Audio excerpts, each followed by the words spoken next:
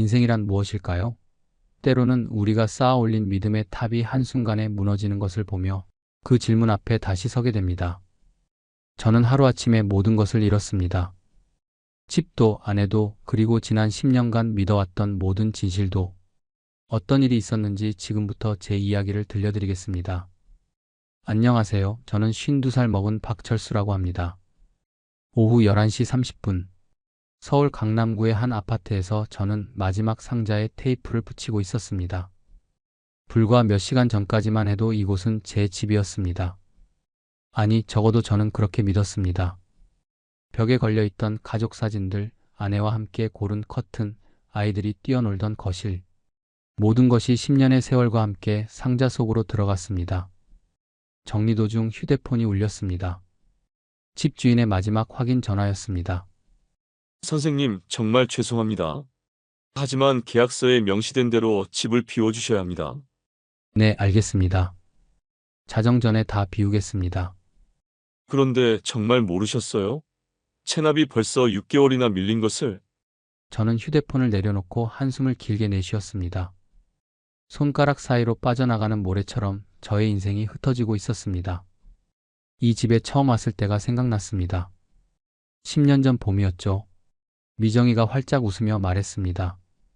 여보, 드디어 우리 집이에요. 저는 그때 정말 행복했습니다. 평생 월세로만 살아온 저에게 내 집이라는 것은 꿈만 같았거든요. 거실을 둘러보니 텔레비전이 있던 자리에는 먼지만 남아 있었습니다. 저희가 함께 앉아 저녁 뉴스를 보던 소파는 이미 트럭에 실려 나갔습니다. 벽에는 못자국만 남아 있었습니다. 10년간의 기억들이 하나둘씩 지워져 가고 있었습니다.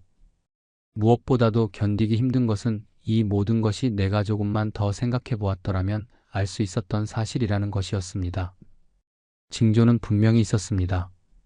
미정이가 집 서류를 보여달라고 할 때마다 아직 정리 중이야 라고 했던 것. 가끔 새벽에 몰래 전화 통화를 했던 것들을 별 생각 없이 넘어갔습니다. 우편물을 제가 보기 전에 먼저 가져갔던 것. 모든 신호가 있었습니다. 저는 그저 보지 않기로 선택했을 뿐이었습니다. 창문 너머로 서울의 밤이 깊어가고 있었습니다. 네온 사인들이 반짝이고 늦은 시간까지 불이 켜진 아파트들이 보였습니다.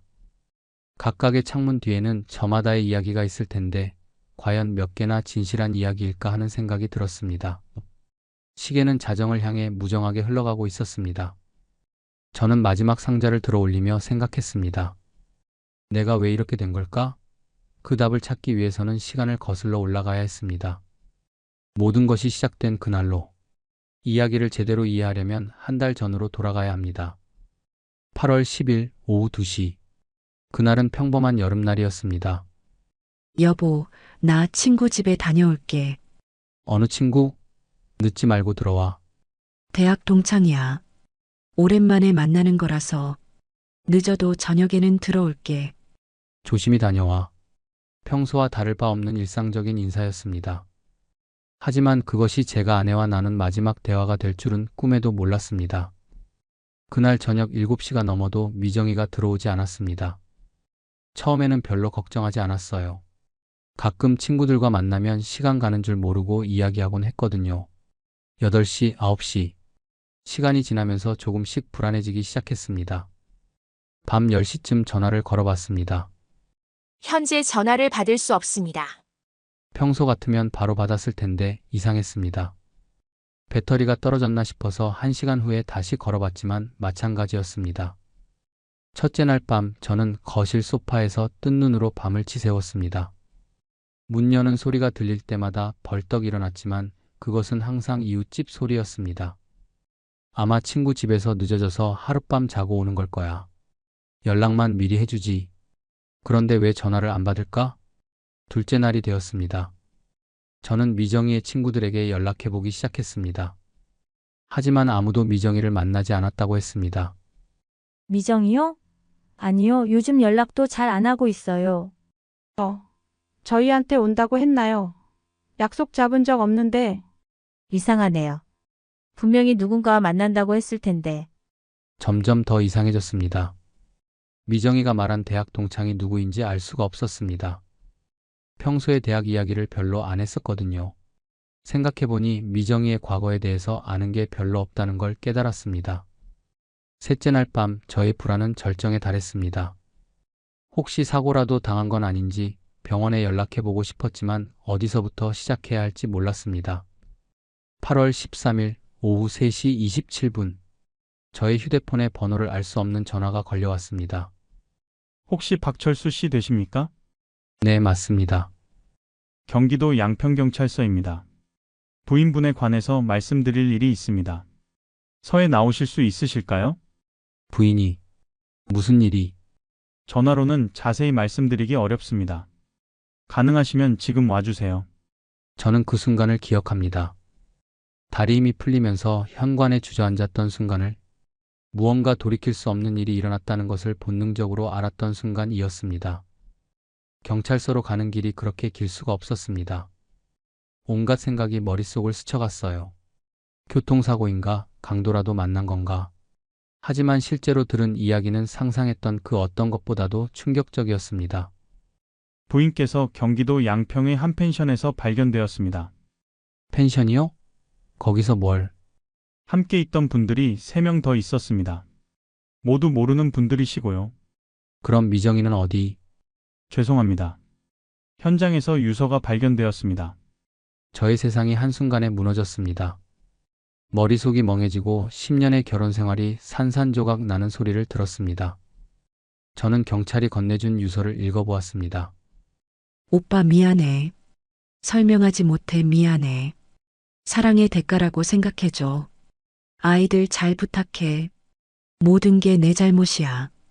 미정이는 제게 있어 단순한 아내가 아니었습니다. 아내는 제 삶을 완전히 바꾼 사람이었습니다. 결혼 전 저는 평범한 회사원이었어요. 그냥 평범한 월급쟁이의 팍팍한 삶을 살고 있었습니다. 그런 제가 이런 집에 살 수 있었고 풍족하게 아이들과 생활할 수 있었던 건 모두 미정이 덕분이었습니다. 저는 미정이와의 첫 만남을 회상해 보았습니다. 어느 해 가을 회사 동료의 소개로 만난 그녀는 모든 면에서 저보다 훨씬 나은 사람 같았습니다. 유명 대학을 나온 고학력자에 공기업에 다니는 안정적인 직장인. 무엇보다도 검소하고 살뜰한 성격이었어요. 첫 데이트에서도 비싼 곳 대신 작은 카페를 선택했고 제가 계산하려고 하면 같이 내자고 했습니다. 그런 소박함이 좋았어요. 결혼 후 우리 생활은 확연히 달라졌습니다. 미정이의 아버지가 미국에서 사업을 한다고 했어요. 그 덕분에 경제적으로 여유가 생겼죠. 매달 들어오는 월세 수입이 있었고 안정적인 투자 수익도 있었습니다. 모든 것이 미정이가 만들어준 세계였습니다. 하지만 이제 나의 믿음과 세계가 흔들리고 있었습니다. 유서에 적힌 사랑의 대가라는 말이 무슨 뜻인지, 왜 낯선 사람들과 함께 있었는지, 무엇보다도 왜 아무런 설명 없이 떠났는지 저는 알 수 없었습니다. 10년을 함께 살았는데 아내에 대해 아무것도 몰랐다는 게 믿어지지 않았어요. 경찰서에서 미정이의 유품을 받았습니다. 휴대폰, 지갑, 그리고 몇 장의 서류들. 저는 떨리는 손으로 아내의 휴대폰을 켰습니다. 혹시 마지막 메시지라도 있을까 싶어서 메시지함을 열었습니다. 그런데 그곳에서 충격적인 대화들을 발견했습니다. 7월 15일. 월세 600만 원 송금 확인 바랍니다. 이번 달도 늦어지고 있습니다. 죄송합니다. 이번 달은 사정이. 조금만 기다려주세요. 7월 22일. 벌써 일주일이 지났습니다. 계약 조건 확인해 주시기 바랍니다. 다음 주 초까지는 꼭 송금하겠습니다. 8월 5일. 계약서에 명시된 대로 연체 시 즉시 퇴거 조치합니다. 한 번만 더 기회를 주세요. 곧 해결될 문제입니다. 저는 이 내용들을 보고 너무 충격을 받았습니다. 600만 원? 월세? 저는 화면을 응시하며 얼이 빠졌습니다. 이 집이 월세라고? 그동안 저는 이 집이 우리 소유라고 믿고 있었습니다. 저는 더 많은 메시지를 확인했습니다. 그 대화들은 몇 개월 전부터 계속되어 왔더군요. 3월. 아직 서류 정리가 안 끝났습니다. 조금만 더 기다려주세요. 매번 같은 말씀만 하시네요. 언제까지 기다려야 합니까? 5월. 곧 해결됩니다. 미국에 있는 아버지가 큰 돈을 보내주시기로 했어요. 저는 미정이가 늘 했던 말들을 떠올렸습니다. 준공 중이라 서류가 늦어진다. 아버지가 미국에서 처리해 주신다. 조금만 기다리면 완전히 우리 명의로 넘어올 거야. 모든 게 거짓말이었던 건가요? 저는 휴대폰을 내려놓고 집안을 둘러보았습니다. 갑자기 모든 것이 낯설게 느껴졌습니다. 이 거실에서 10년을 살았는데 이 모든 게 남의 집이었다니. 아이들과 함께 보낸 수많은 저녁 시간, 명절 때 찍었던 가족 사진들, 미정이와 함께 꾸몄던 이 공간들. 그 모든 추억이 허공에 떠 있는 것 같았습니다. 저는 서재로 향했습니다. 미정이가 늘 중요한 서류들이라며 보관하던 서랍을 열어보았습니다. 그곳에는 집 관련 서류가 전혀 없었습니다. 대신 카드 명세서들과 대출 관련 서류들이 가득했어요. 그리고 그 금액들을 보는 순간 저는 더욱 큰 충격에 빠졌습니다. 신용카드 미결제 금액 2,400만 원, 은행 대출 9천만 원, 카드사 현금 서비스 2천만 원, 대부업체 대출 3천만 원. 절망스러웠습니다. 수억 대에 이르는 빚들이었습니다. 더 충격적인 것은 제 이름으로 된 서류들도 있었다는 겁니다. 언제 이런 보증을 섰는지 전혀 기억나지 않았어요. 박철수 연대보증인으로 서명된 5천만 원, 박철수 담보제공자 시댁 아파트, 박철수 공동대출자 3,500만 원. 저는 매우 혼란스러웠습니다. 미정이가 형식적인 서명이라고 해서 몇 번 서명한 적은 있지만 이런 큰 돈의 보증을 선 줄은 몰랐습니다. 그날 밤 저는 현실을 직시해야 했습니다. 10년 동안 살았던 집이 월세였다는 것, 아내가 거액의 빚을 지고 있었다는 것, 그리고 저도 모르는 사이에 연대보증인이 되어 있었다는 것이었습니다. 아빠, 우리 언제 집에 가요? 할머니 집에 같이 있던 딸이 물어봅니다. 민서야, 우리 잠시 다른 곳에서 살아야 할 것 같아. 왜요? 우리 집인데. 저는 차마 말을 할 수 없었습니다. 아이들에게 뭐라고 설명해야 할까요? 엄마가 돌아가셨다는 것도, 집을 나와야 한다는 것도. 8살, 6살 아이들이 이해할 수 있을까요? 10년 동안 살았던 집이 더 이상 우리 가족의 집이 아니라는 잔혹한 현실 앞에서 저는 무력감을 느꼈습니다. 하지만 이것은 시작에 불과했습니다. 진짜 충격은 아직 남아 있었습니다. 8월 16일 서울시립병원 장례식장. 저는 검은 상복을 입고 조문객들을 맞이하고 있었습니다. 아내를 잃은 슬픔도 잠시, 저는 곧 인생에서 가장 큰 충격에 직면해야 했습니다. 장례식장에 생각보다 많은 사람들이 왔습니다. 미정이의 직장 동료들, 동네 지인들, 그리고 제가 모르는 사람들도 꽤 있었어요. 모든 분들이 진심으로 슬퍼해 주시는 모습을 보니 미정이가 많은 사람들에게 사랑받았다는 걸 알 수 있었습니다. 정말 좋은 분이셨는데 너무 갑작스러워서. 고맙습니다. 항상 밝으셨잖아요. 도대체 무슨 일이? 저도 잘 모르겠습니다. 오후 3시쯤 저는 뒤에서 들린 목소리에 돌아보았습니다. 자위 되시는 분이세요? 네, 죄송한데 누구시죠? 저희가 미정이 부모입니다. 이제야 얼굴을 뵀네요. 60대 중반으로 보이는 부부가 서 있었습니다. 남자는 장인어른이라고 자신을 소개했고 여자는 장모님이라고 했습니다. 하지만 저는 그들을 처음 보고 있었습니다. 죄송합니다만 저희가 언제 만났었나요? 우리 딸이 평소에 사위 자랑을 많이 했는데 결혼식에 오신 분들과는 다른 것 같은데요? 어색한 침묵이 흘렀습니다. 그때 장례식장 직원이 다가와서 상황을 더욱 복잡하게 만들었습니다. 실례합니다. 고인의 부모님이라고 하시는 분들인데 신분증 확인 결과 성함이 다르게 나와서요. 성함이 다르다고요? 네. 고인의 성은 김씨인데 아버님의 성씨가 이씨입니다. 저는 멍하니 그들을 바라보았습니다. 결혼식 때 함께 사진을 찍었던 장인, 장모의 얼굴이 떠올랐습니다. 분명히 다른 사람들이었어요. 그럼 지금 앞에 있는 사람들은 누구고 결혼식 때 있었던 사람들은 또 누구였던 걸까요? 며칠 후 저는 당시 결혼식을 담당했던 웨딩 플래너를 찾아갔습니다. 아, 그때 기억나네요. 신부분이 특별 요청을 하셨거든요. 특별 요청이요? 부모님이 해외에 계셔서 올 수 없다고 하시면서 하객 도우미를 부모님 역할로 섭외해 달라고 하셨어요. 하객 도우미라니 그것도 장인 장모님을? 요즘 가끔 있는 일이에요. 부모님이 안 계시거나 사정이 있을 때. 당시에는 자연스러웠어요. 저는 또 다른 충격적 사실에 다리 힘이 풀렸습니다. 결혼식에서 눈물을 흘리며 딸을 보내주던 장인의 모습, 며느리를 따뜻하게 맞아주던 장모의 손길. 그 모든 것이 연기였던 겁니다. 장인 어른께서 제 손을 잡고 말씀하셨죠. 우리 딸 잘 부탁합니다. 좋은 사위를 만나서 다행입니다. 장모님은 미정이를 안아주시며 말씀하셨습니다. 행복하게 살아라. 모든 게 연기였다니. 저는 허탈한 웃음이 나왔습니다.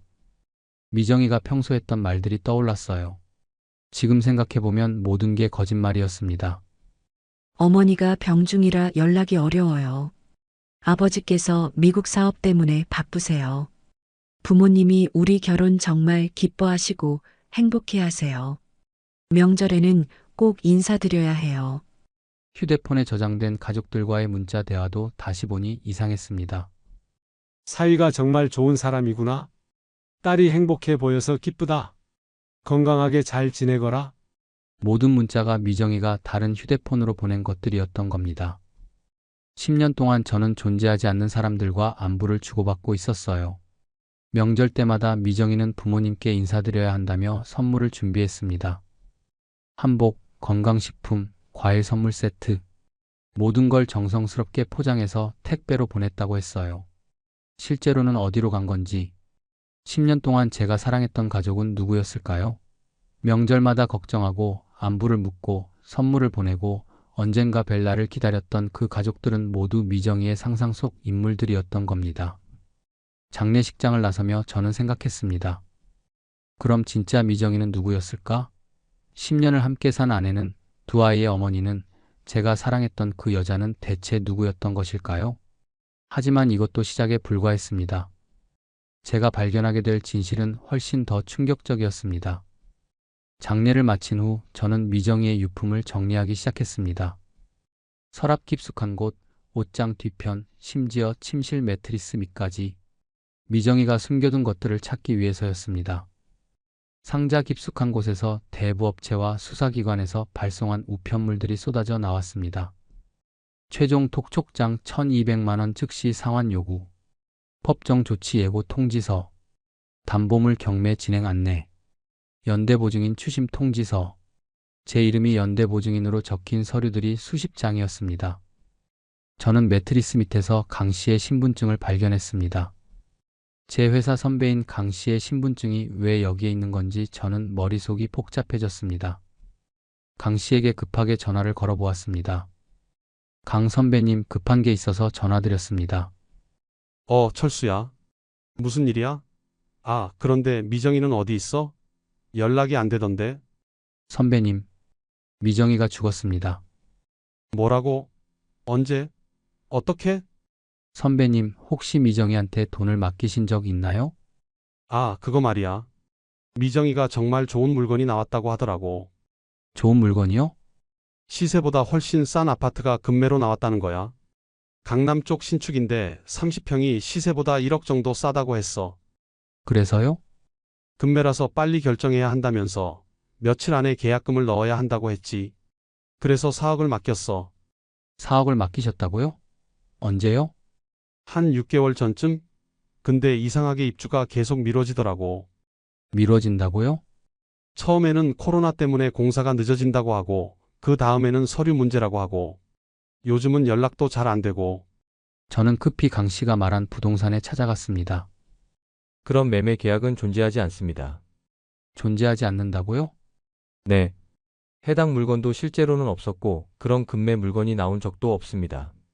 강 씨가 의심 없이 돈을 맡긴 이유가 있었습니다. 미정이가 너희 집도 그렇게 싸게 샀다면서 옆에서 과정을 다 보여줬거든. 그래서 믿었지. 시가 5억짜리를 4억에 샀다고 했잖아. 나도 그런 기회가 있으면 좋겠다고 생각했는데. 저는 미정이의 직장이라던 곳도 찾아갔습니다. 혹시 근무자 중에 김미정이라고 있었나요? 제가 남편인데. 미정이라는 이름의 직원은 저희 회사에 없습니다. 과거에도 근무한 적도 없고요. 그럼 미정이는 10년 동안 어디를 다녔던 걸까요? 매일 아침 정장을 입고 출근하고 저녁에 돌아와서 회사 이야기를 했는데 통장 거래 내역을 자세히 살펴보니 더욱 복잡한 그림이 그려졌습니다. 미정이가 박영식이라는 사람에게 지속적으로 거액을 송금하고 있었어요. 1월 3억 원, 3월 4억 원, 5월 5억 원, 7월 4억 원. 저는 어렵게 박영식 씨를 만날 수 있었습니다. 저도 피해자예요. 피해자라고요? 미정 씨한테 완전히 속았습니다. 해외 주식을 시세보다 훨씬 싸게 매입해 준다고 해서. 해외 주식을? 미국 나스닥 상장 기업 주식을 원가에 살 수 있는 기회라고 했어요. 총 16억 원을 보냈습니다. 미정 씨 친정아버지가 미국에서 사업을 크게 한다고 했거든요. 그 인맥으로 일반인들은 접근할 수 없는 주식을 살 수 있다고 했어요. 그래서 믿으셨군요. 미정 씨가 보여준 서류들도 완벽했어요. 미국 증권사 서류, 주식 매매 계약서, 심지어 아버지라는 분과의 통화도 들려줬거든요. 점점 복잡해지는 실타래가 정리되기 시작했습니다. 미정이는 완벽한 사기꾼이었습니다. 하지만 단순한 사기꾼이 아니었어요. 확실한 주소, 실명, 검소한 생활 습관부터 해서 가족, 친구, 지인의 신뢰를 기반으로 한 사기였고, 내 집 마련, 싼 매물, 투자 수익 등 인간의 기본 욕망을 활용하였습니다. 공기업 직원, 부잣집 딸, 미국 사업가의 딸 등 완벽한 연기까지 있었죠. 이제 이해가 되기 시작했습니다. 미정이는 빚을 막기 위해 더 큰 빚을 만드는 악순환의 중심에 있었어요. 강 씨에게서 받은 돈 4억은 기존 빚을 상환하였고, 박영식에게서 받은 16억은 월세, 생활비, 새로운 투자 사기를 준비했습니다.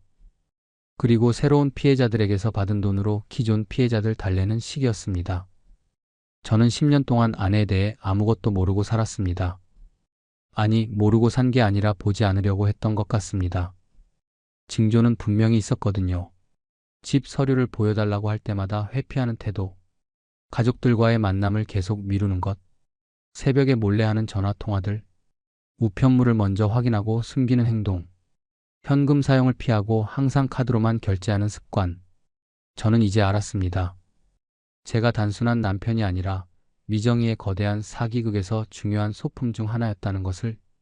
저의 신뢰할 만한 외모, 회사원이라는 직업, 성실한 성격 모든 것이 미정이의 사기에 활용되었던 것입니다. 저는 미정이의 과거를 더 알고 싶었습니다.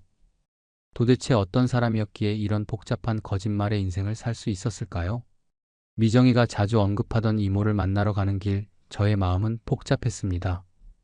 이모만큼은 진짜일 거라는 희망과 또 다른 거짓말을 발견하게 될지도 모른다는 두려움이 교차했습니다. 어머, 미정이 남편분이시군요. 들어오세요.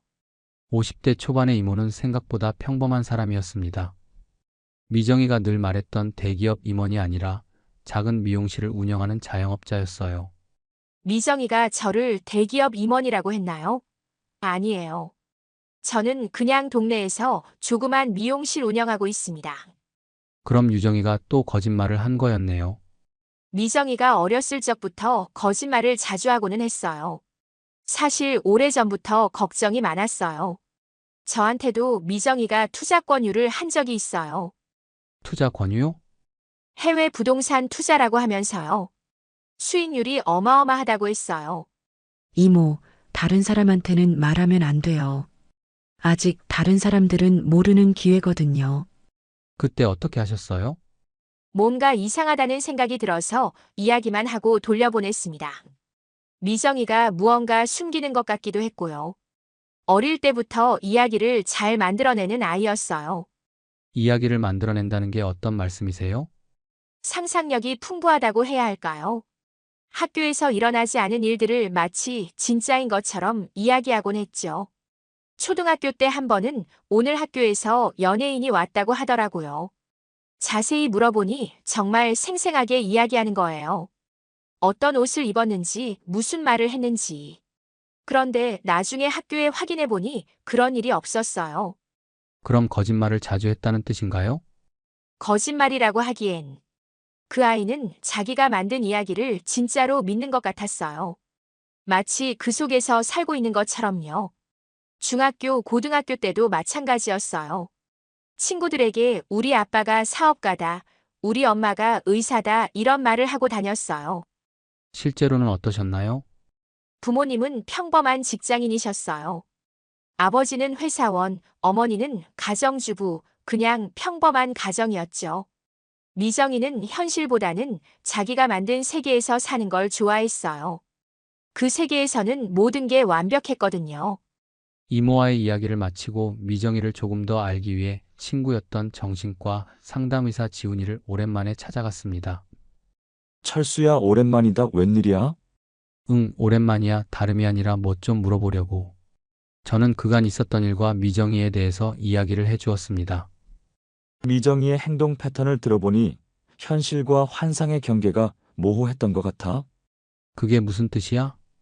타인과 깊이 연결하는 데 어려움을 겪는 사람들이 역할을 세팅해 이야기 속 자신을 만들고 그 서사로 현실을 견디려 하는 경우가 있어. 예를 들어 공기업 직원인 나, 부잣집 딸인 나, 완벽한 아내인 나 같은 캐릭터를 만들어서 그 역할을 연기하며 살아가는 거지. 그럼 모든 게 거짓말이었다는 거야? 진단을 단정할 수는 없지만 역할로서 버틴 삶의 흔적이 남아있어. 저는 미정이의 유서와 문자 메시지들을 다시 살펴보았습니다. 오빠 미안해. 설명하지 못해 미안해. 사랑의 대가라고 생각해줘. 이 유서도 이상했어. 사랑의 대가라는 표현이 미정이답지 않았거든. 평소에 이런 추상적인 말을 하는 사람이 아니었는데. 마지막까지도 역할을 유지하려고 했었을 거야. 비극적인 여주인공이라는 마지막 역할을 말이야. 지훈아, 나는 그럼 도대체 누구와 10년을 살았던 거니? 그 질문에 답하기는 어렵지만 중요한 건 그 10년이 너에게는 진짜였다는 거지. 그럼 미정이가 나를 사랑한 것도 연기였을까? 역할 안에서도 진짜 감정은 존재할 수 있어. 연기와 현실의 경계가 모호한 사람들에게는 더욱 그렇고. 저는 10년간의 기억들을 다시 떠올려 보았습니다. 진짜 같았던 순간들. 아플 때 밤새 간병해 주던 모습. 아이들을 향한 진심 어린 애정. 작은 일에도 기뻐하던 순수한 표정. 함께 웃고 울었던 평범한 일상들. 친구로서 조언해주자면 지금 중요한 건 남겨진 사람들이 어떻게 살아갈 것인가지. 너무 과거의 진실을 찾으려 하지 마. 대신 앞으로의 진실을 만들어 가야지. 앞으로의 진실? 그래. 너와 아이들의 진실한 삶 말이야. 저는 병원을 나서며 생각했습니다. 가짜로 채워진 10년의 끝에서 앞으로 진짜로 채울 나의 삶이 중요하다는 것을요. 8월 20일. 미정이의 장례를 마친 지 일주일이 지났습니다. 저는 더 이상 과거의 진실을 찾는데 시간을 쓰지 않기로 결심했습니다. 대신 현실을 정리하고 새로운 삶을 설계하는 작업을 시작했습니다. 가장 먼저 해야 할 일은 복잡하게 얽힌 법적 문제들을 정리하는 것이었습니다. 변호사 사무실을 찾아갔습니다. 우선 부인분이 맺은 계약들을 모두 파악해야 합니다. 제 이름으로 된 것들이 얼마나 되나요? 연대보증 계약이 총 8건, 금액으로는 약 3억 2천만 원 정도입니다. 다행히 서명 필적을 분석해 본 결과 일부는 위조된 것으로 보입니다. 위조라고요? 네. 박철수 씨의 실제 서명과 다른 특징들이 발견됩니다. 이 부분은 법적으로 무효 주장이 가능해요. 위조 서명 제외한 실제 연대보증금 1억 8천만 원, 월세 연체료 3,600만 원, 기타 공과금 400만 원, 전체적으로 약 2억 2천만 원의 책임이 남았습니다. 저는 미정이로부터 피해를 본 사람들을 직접 만나기로 했습니다. 선배님, 정말 죄송합니다. 아니야, 철수야. 내 잘못이 아니잖아. 나도 속은 거고. 하지만 제가 아내의 신뢰성을 보증한 셈이니까요. 그래도 네가 직접 찾아와줘서 고마워. 다른 사기꾼들은 잠적해버리는데. 저는 모든 피해자들을 한자리에 모아 대책회의를 열었습니다. 완전한 배상은 어렵습니다. 하지만 최소한 현재 상황과 앞으로의 처리 과정은 투명하게 공유하겠습니다. 솔직하게 말해줘서 고마워. 다른 피해자들과도 정보를 공유하자. 법적 처리 과정을 같이 지켜보자. 그리고 저는 부동산에 가서 집을 알아보았습니다. 예산이 한정되어 있으시니까 이 정도 조건은 어떠세요? 투룸이면 충분합니다. 아이들과 제가 살기에는 화려하지는 않지만 적어도 진짜 우리 공간이야. 거짓 없는 공간으로 우리는 이사했습니다. 강남의 큰 집에서 외곽의 작은 집으로 이사하는 과정에서 많은 것들을 정리해야 했습니다. 과도하게 크고 사치스러운 가구들, 명품 가방들, 값 비싼 장식품들 이런 것들을요. 아빠, 새 집이 좀 작아요. 그렇지? 하지만 우리만의 공간이야. 아무도 우리를 내쫓을 수 없어. 엄마도 여기 올 거예요? 엄마는 이제 하늘나라에서 지켜보고 계셔. 하지만 아빠가 있잖아. 저는 아내 일을 수습하느라 회사도 그만두었습니다. 새로운 일자리를 구하러 뛰어다녔습니다. 가까운 편의점에 사람을 구한다고 해서 가보았습니다. 나이가 좀 있으시네요. 성실하게 하겠습니다. 아침 6시부터 오후 2시까지 가능하세요? 네, 가능합니다. 그렇게 편의점에서 일을 시작했습니다. 넉넉하지는 않지만 제가 정직하게 할 수 있는 일이었습니다. 그러던 중 민서 학교에서 연락이 왔습니다.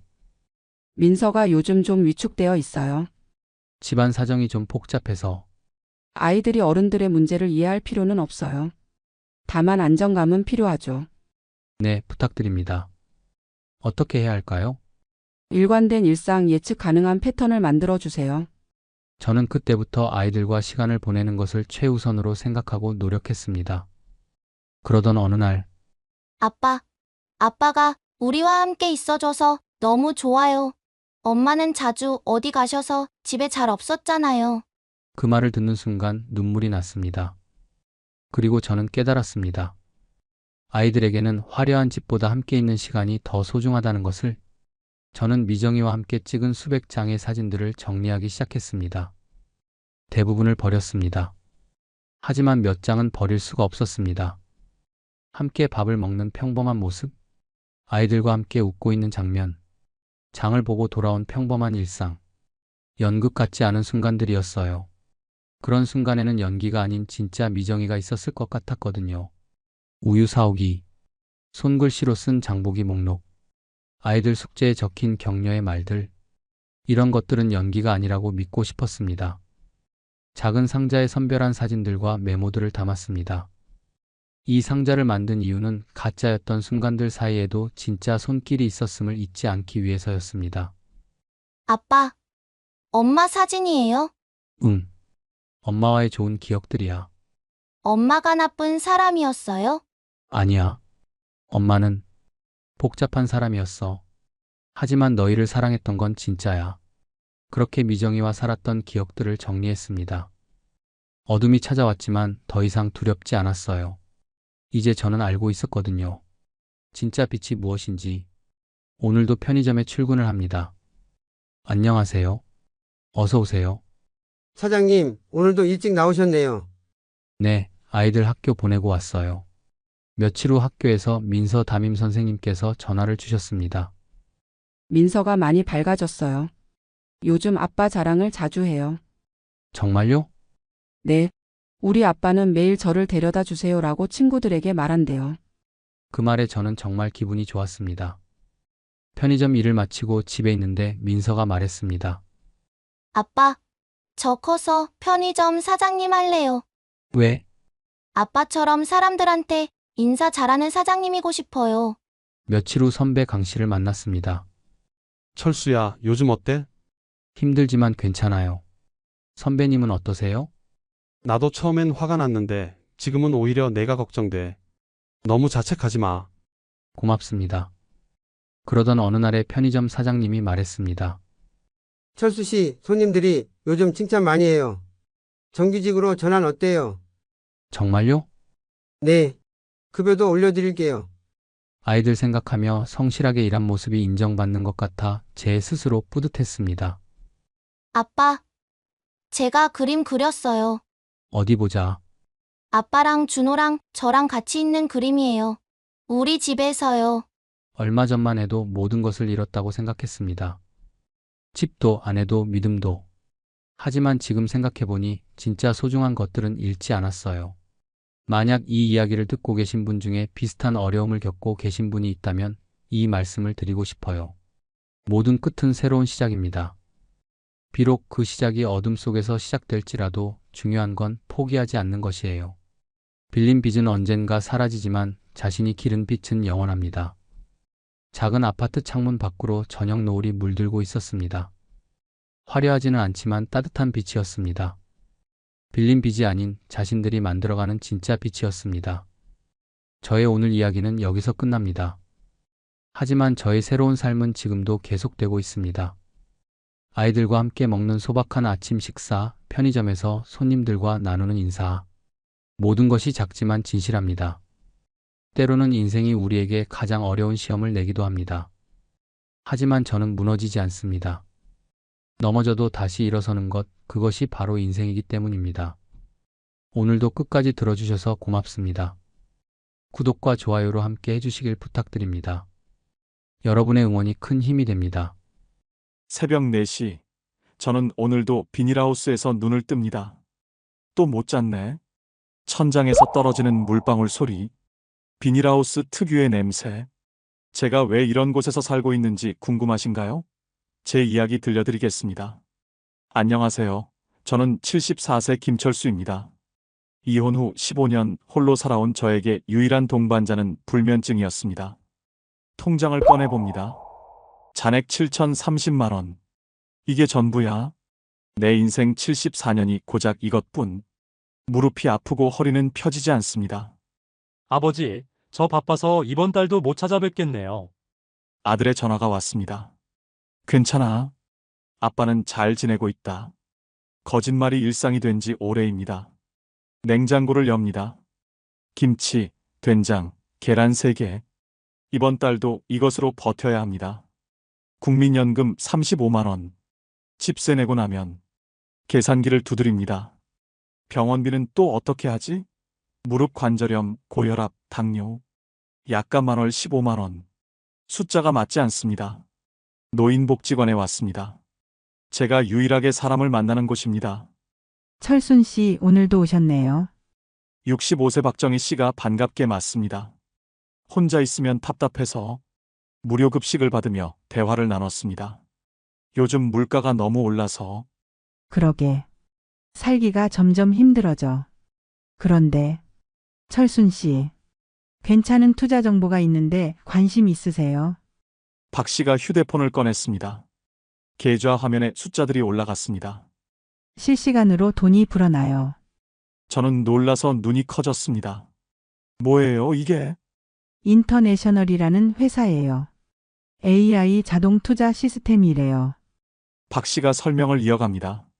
한 달에 최소 50% 수익 보장. 원금도 언제든 회수 가능해요. 그런 게 가능해요? 제가 3개월째 하고 있어요. 처음엔 100만 원으로 시작했는데 지금 500만 원 됐어요. 근데 왜 저한테? 철순 씨가 너무 힘들게 사시는 것 같아서. 같은 처지끼리 도와야죠. 대신에 아무한테도 말하시면 안 돼요. 박 씨가 공감하는 눈빛으로 저를 바라봤습니다. 저도 남편이랑 이혼하고 자식들한테 손 벌리기 싫어서 시작했어요. 같은 상처를 가진 사람의 말은 더 깊이 파고들었습니다. 한번 설명회라도 가보실래요? 강요는 안 해요. 그냥 들어만 보세요. 저는 솔깃한 제안에 설명회에 가보기로 결정했습니다. 서울 강남의 한 호텔. 여러분, 노년 생활의 가난에서 벗어나고 싶으십니까? 강당에는 200명이 넘는 노인들로 가득 차 있었습니다. 대한민국 노인 빈곤율 49.6%, OECD 1위입니다. 하지만 여러분은 다릅니다. AI 시대의 승자가 될 것입니다. 저는 분위기와 강연에 압도되었습니다. 실제 수익 인증 보여주실 분. 수십 명이 손을 듭니다. 저는 2천만 원 투자해서 한 달 만에 4천만 원 됐어요. 저는 5천만 원이 1억 됐습니다. 실시간으로 수익이 오르는 그래프를 보는 내내 현혹되었습니다. 바로 지금 이 순간에도 돈이 불어나고 있습니다. 쉬는 시간 박 씨가 다가왔습니다. 어때요? 대단하지 않아요? 근데 사기는 아닐까요? 철순 씨, 저를 못 믿으세요? 3년을 함께한 제가 철순 씨를 속이겠어요? 집으로 돌아온 저는 밤새 고민했습니다. 100만 원만 시험 삼아 해볼까? 다음 날 아침 떨리는 손으로 앱을 다운로드했습니다. 회원 가입을 하고 계좌 연동하여 100만 원을 이체하였습니다. 1시간 후 수익 발생 3,000원. 하루 뒤 돈이 불어나더니 일주일 만에 115만 원이 되었습니다. 믿을 수 없는 현실. 박 씨에게 전화했습니다. 정말 되네요. 그럼요. 더 넣으실래요? 조금 더 지켜보고. 철순 씨 기회는 지금뿐이에요. 다음 달부터는 신규 가입 중단된대요. 재촉하는 박 씨의 말에 저는 500만 원을 추가 입금하였습니다. 다음 날 8만 9천 원. 이틀 후 15만 6천 원. 사흘 후 23만 4천 원. 통장을 확인할 때마다 심장이 뛰었습니다. 이게 실화야? 그리고 2주가 지난 뒤 600만 원이 823만 원이 됐습니다. 손이 떨립니다. 믿기지가 않아서 저는 출금 테스트를 해보았습니다. 100만 원 출금 신청 다음 날 은행 입금 100만 원. 정말 들어왔어. 이제 완전히 확신했습니다. 기분이 좋아진 저는 박 씨에게 저녁을 대접하기로 했습니다. 철순 씨 인생 역전 기회예요. 큰돈 넣으면 큰돈 법니다. 그래도 7천만 원은 너무. 제가 먼저 보여드릴게요. 박 씨가 폰을 보여줬습니다. 저 어제 8천만 원 더 넣었어요. 이제 총 1억 3천 투자 중이에요. 한 달 후면 2억 6천이 돼요. 그럼 평생 이자로 살 수 있어요. 그날 밤 저는 계산을 해보았습니다. 7천만 원이 1억 4천이 되면 월 이자만 700만 원. 집도 옮기고 병원도 제대로 다니고 아들한테 용돈도 주고 74년 고생의 보상이 눈앞에 있습니다. 저는 달콤한 상상에 빠져 있었죠. 그리고 다음 날 은행에 갔습니다. 7,030만 원 전에 이체하시겠습니까? 네. 직원이 걱정스럽게 묻습니다. 어디에 쓰시는 건지. 아, 그냥 적금 옮기는 거예요. 저는 거짓말을 했죠. 하지만 돌이킬 수 없었습니다. 이 돈만으로 부족하다고 느낀 저는 은행 직원에게 물어봤습니다. 대출 받을 수 있을까요? 연금 수령자 신이 6천만 원까지 가능하십니다. 이자는요? 월 40만 원 정도입니다. 해주세요. 총 1억 3,030만 원. 인생의 모든 것을 건 도박. 앱에 숫자가 올라갑니다. 저는 이 사실을 박 씨에게 알려주었습니다. 박 씨가 축하 메시지를 보냈죠. 철순 씨, 대박이에요. 한 달 후엔 억만장자. 첫째 주 580만 원. 둘째 주가 되니 1,200만 원이 불어났습니다. 그리고 한 달 후 수익은 3천만 원이 넘었죠. 그런데 다음 날 앱이 서버 점검 중이라는 메시지와 함께 열리지 않습니다. 다음 날에는 접속 오류라고 메시지가 나옵니다. 저는 등에서 식은땀이 났습니다. 박 씨에게 전화를 걸었죠. 이 번호는 없는 번호입니다. 다시 한번 통화 버튼을 눌렀습니다. 이 번호는 없는 번호입니다. 다시 한번. 이 번호는 없는 번호입니다. 저는 어떻게 해야 할지 고민하다가 경찰서로 달려갔습니다. 인터내셔널요? 그런 회사 없는 것 같은데요, 어르신. 사기 같습니다. 요즘 어르신들을 노린 이런 사기 사건이 많습니다. 그럼 제 돈 찾을 수 있는 건가요? 아무래도 회수가 어려울 것 같습니다. 이런 범인들 대부분이 해외로 도피하고 있습니다. 저는 다리 힘이 풀렸습니다. 첫 대출이자 고지서 40만 원 독촉장이 왔고 다른 고지서에는 3개월 연체 시 단전단수하겠다는 메시지가 왔습니다. 저는 아들에게 전화하려다 멈췄습니다. 아버지가 사기당했다고요? 1억을? 미쳤구나 하겠지. 밥 대신 물과 라면으로 끼니를 때웠습니다. 돈이 없어서 약도 사지 못했습니다. 철순 씨 집세 3개월 밀렸어요. 이번 달까지 못 내면 조금만 기다려주세요. 미안하지만 나가셔야 해요. 짐을 싸는 손이 떨립니다. 세월이 담긴 앨범을 바라봅니다. 이혼 전 찍은 가족 사진, 아들 돌잔치 사진. 지낼 곳을 찾다가 도시 외곽 비닐하우스를 발견했습니다. 월세 10만 원. 빗물이 새고 바람이 통합니다. 거울에 비친 제 모습을 바라봅니다. 6개월 만에 10kg이 빠진 얼굴. 이게 나야? 매일 새벽. 죽을까? 오늘 죽을까? 다리 위에 서봅니다. 강물이 까맣게 보입니다. 한 발만 내디디면. 하지만 아버지, 아들 얼굴이 떠오릅니다. 못하겠다. 그래도 못하겠다. 비겁하게 돌아서서 다시 비닐하우스로 돌아갑니다. 다음 날 휴대폰을 통해 뉴스를 보았습니다. 인터내셔널 대표 등 13명 검거. 피해액 4천억 원, 피해자 3만 명. 화면에 모자이크된 실루엣을 보니 한눈에 알아볼 수 있었습니다. 그토록 간절하게 머릿속에 그들을 그려보았으니까요. 그 안에 강연자와 박 씨가 있었습니다. 한눈에 봐도 박 씨였습니다. 뉴스에서는 그들의 수법이 공개적으로 보도됩니다. 초기 소액 투자자에게는 실제 수익 지급, 신뢰 쌓은 후 거액 투자 유도, 신규 투자금으로 기존 투자자 수익 지급, 전형적인 폰지 사기. 처음부터 다 짜고 친 거였구나. 피해자 인터뷰가 나왔습니다. 전 재산 날렸습니다. 자살 시도 3번. 가족들이 등 돌렸어요. 저와 비슷한 사연들의 사람들 인터뷰 영상이 나왔습니다. 저는 수소문하여 피해자들의 모임에 참석하였습니다. 저는 2억 날렸어요.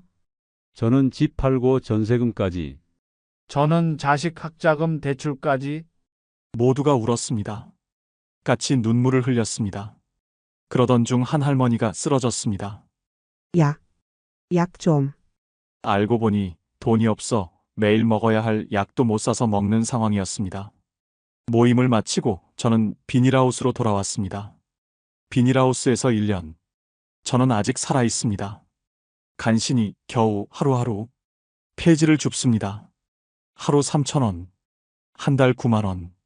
이걸로 월세는 겨우 낼 수 있었습니다. 무료 급식소에 줄 서 있는 노인들 뒤로 줄을 서봅니다. 비슷한 사연을 가지고 있는 노인도 있습니다. 나도 사기당했어. 투자한다고 했는데 자식들은 모르지. 오늘도 그렇게 끼니를 때우고 살고 있습니다. 어느 날 기자가 찾아왔습니다. 박철순 씨, 인터뷰 좀 해주세요. 내키지 않았던 저는 뭐하러 인터뷰를 하냐고 반문했습니다. 다른 분들 똑같은 피해 당하지 않도록 한마디만 해주세요. 그 말에 동해 저는 인터뷰를 하였습니다. 여러분, 제발 믿지 마세요. 친한 사람도 이웃도 돈 얘기 나오면 도망가세요. 저처럼 되지 마세요. 비닐하우스 너무 춥습니다. 죽고 싶은데 죽지도 못합니다. 자식들에게 이야기도 못하겠어요. 사기꾼들은 지옥에나 가세요. 당신들 부모도 늙습니다. 천벌 받을 겁니다. 지금 이 순간 여러분은 안전하다고 생각하시나요? 사기꾼은 천사의 얼굴로 옵니다. 3년 동안 알고 지낸 사람에게 저도 당했습니다. 그만큼 기다린 거죠. 절대 사람 믿지 마세요. 저처럼 됩니다. 그렇게 저는 눈물로 얼룩진 인터뷰를 마쳤습니다. 제 이야기를 들어주셔서 감사합니다. 여러분의 작은 응원이 제게는 큰 힘이 됩니다. 구독과 좋아요 꼭 눌러주세요. 감사합니다.